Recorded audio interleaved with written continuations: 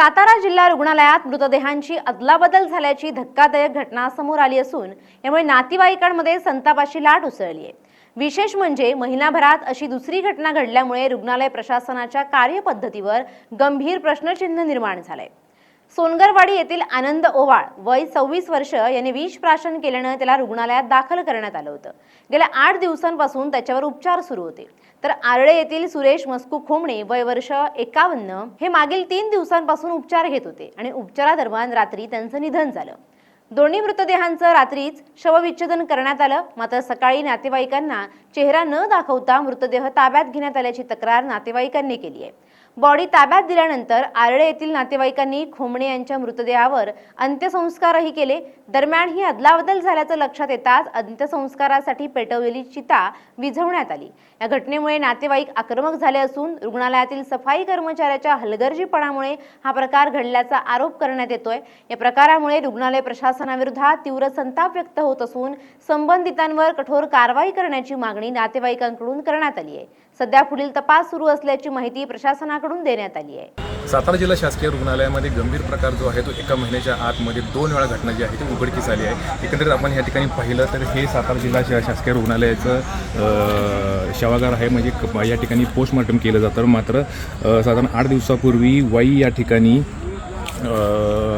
26 वर्षीय तरुणाने विष प्राशन केलं होतं। त्याने आत्महत्या करण्याचा प्रयत्न केला होता, मात्र त्याला सातारा जिल्हा शासकीय रुग्णालयामध्ये उपचारासाठी दाखल करण्यात आलं होतं। आणि त्याच पद्धतीने 3 दिवसापूर्वी आरळे या ठिकाणाहून एका 51 वर्षीय वयस्कर वृद्ध आहे, त्यांनी विष प्राशन करून त्यांनी आत्महत्या करण्याचा प्रयत्न केला होता। दोघांनाही शासकीय रुग्णालयामध्ये उपचारासाठी दाखल करण्यात आलं होतं।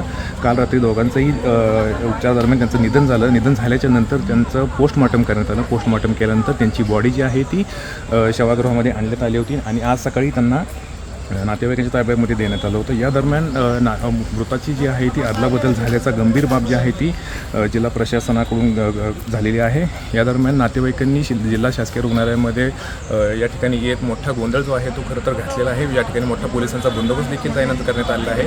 आणि दुसरी महत्त्वाची बाब अशी आहे की या ठिकाणी ज्यांनी मृतदेह जे आहेत ते अदलाबदल केले आहेत त्या दोघांना पोलिसांनी आता सध्या ताब्यात घेतलेलं आहे। त्यामुळे पुढची जी काही गोष्ट आहे ती जिल्हा शासकीय रुग्णालयातील जिल्हा शल्यचिकित्सक जे आहे ते युवराज करपे यांनी आपल्याला अशी माहिती सांगितलेली आहे की ज्यांनी ही हलगर्जीपणा केला आहे त्यांच्यावरती कडक कारवाई करण्यात येणार आहे अशी त्यांनी माहिती दिली आहे। त्यामुळे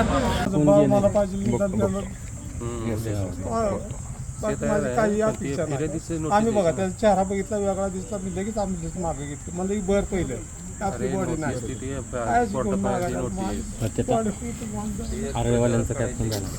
माझी परिस्थिती त्या व्यक्तीला माहिती आहे, काय करतो मी बाकी काय नको मला। 8 दिवस माझं लेकरू ताडपाडतं इथं, मी अक्षरशः नको झालं।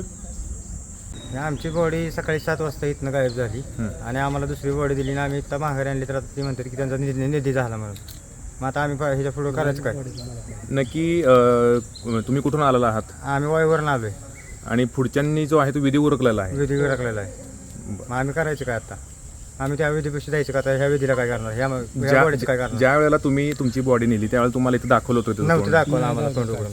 काय सांगितलं त्यावेळेला त्यांनी? काय ना डायरेक्ट गाडीत भरून दिली आणि जाऊ द्या म्हणले। कोण होतं ती काय ती शिंदे आणि ती काय भरून ना योगेश का विकास का काय? तुम्हाला कसं काय कळलं की ती बॉडी तुमची नाही? गेले आम्ही तोंड उघडून बघितलं तेव्हा कळलं आम्हाला की आमची बॉडी नाही म्हणून। तो विधी थांबवलाय ना आता तिकडचा? कुठला? नाही ना, चालू आहे त्यांचं विधी चालू आहे। हां, त्यांचा विधी चालू आहे। मग आता आम्ही तिथे जाऊन काय करणार? आता तुमची मागणी काय आहे? आमची मागणी आता आम्हाला बॉडी नको आहे। आता आम्ही ह्या बॉडी घेऊन आम्ही काय रडत बसू? ह्यांचं आम्ही तिथे करू का सगळे जाऊन? नाव काय तुमचं? नाव काय आपलं? आनंद आनंद सुनील हो। हॅलो, आता आम्ही करायचं काय? हॅलो, ह्याच्यावर आम्हाला सांगा, आता तुम्ही सांगा नाही द्या म्हणून आम्हाला। तुम्हाला रुग्णालय प्रशासनाला तुम्ही संपर्क केला त्यावेळेला तुम्हाला काय उत्तर त्यांनी दिले? आता मग आता ती काहीच बोलणार नाहीत आम्हाला, काही सांगा नाही बोलणार काय? उत्तर द्यायचं फक्त। आम्ही माणसं पाठवले तिथं, डॉक्टर गेलेत तिथं, हे गेलेत आणि जी कर्मचारी आहेत तिथं त्यांना बोलवून घेतले, खाली पळवून घेतले। आम्हाला त्यांनी बॉडी दाखवलीच नव्हती उघडून आणि आता ते पोलीस वगैरे आल्यानंतर आम्हाला म्हणतात की आम्ही त्यांना बॉडी दाखवलेली आणि आमची बॉडी ज्यांनी नेली त्यांना सुद्धा बॉडी फक्त वरचं कपाळ फक्त दाखवलेलं, तिथं फक्त नावाचा लेबल होता, त्याच्यावरती त्यांच्या ताब्यात त्यांनी बॉडी दिली। आणि ज्यावेळेस आम्ही गेलो त्यावेळेस त्यांनी आम्हाला बॉडी उघडून दाखवली नाही किंवा आमची बॉडी डायरेक्ट त्यांनी ॲम्ब्युलन्समध्ये टाकली। आम्ही आमच्या घरी व्हायला गेल्यानंतर आम्ही बघितलं तर आमची बॉडी नव्हती. ज्यावेळेस आम्ही आमची बॉडी घेऊन इकडे आलो त्यावेळेस त्यांनी ती दुसरी बॉडी आमच्या ताब्यातून त्यांच्या ताब्यामध्ये घेतली आणि आता आम्हालाच ते म्हणतात की तुम्ही तोंड उघडलेलं, तुम्ही सगळं बघितलेलं आणि आम्ही काहीही बघितलं नव्हतं. आणि आता ते आम्हाला म्हणतात की आरपळवाली बॉडी घेऊन यायला लागल्यात. पण आता त्यांनी जे आमची बॉडी ते घेऊन गेलेले आता त्यांनी अंत्यविधी सुद्धा केलेला आहे. आता आम्ही कुठल्या बॉडीचा अंत्यविधी करायचा त्यांनी आम्हाला येऊन सांगावं. ते बॉडीवर नाव बदलल्यामुळे झालं का असं? आता ते त्यांनी आतमध्ये काय केलं ते आम्हाला माहित नाही ना. आतमध्ये काय केलं त्यांनी, जे आरपळवाल्यांना सुद्धा बॉडीचं सगळं तोंड दाखवलं नव्हतं.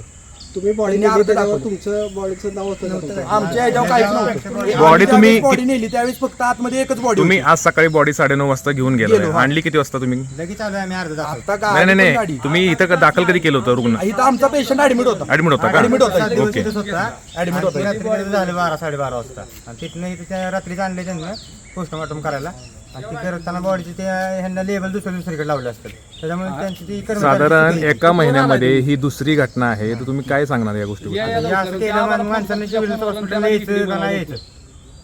हे गोरगरिबांचं सिव्हिल हॉस्पिटल आहे. इथे जर असे जर धंदे होत असतील तर मग इथे लांबून येणाऱ्या माणसांनी काय करायचं?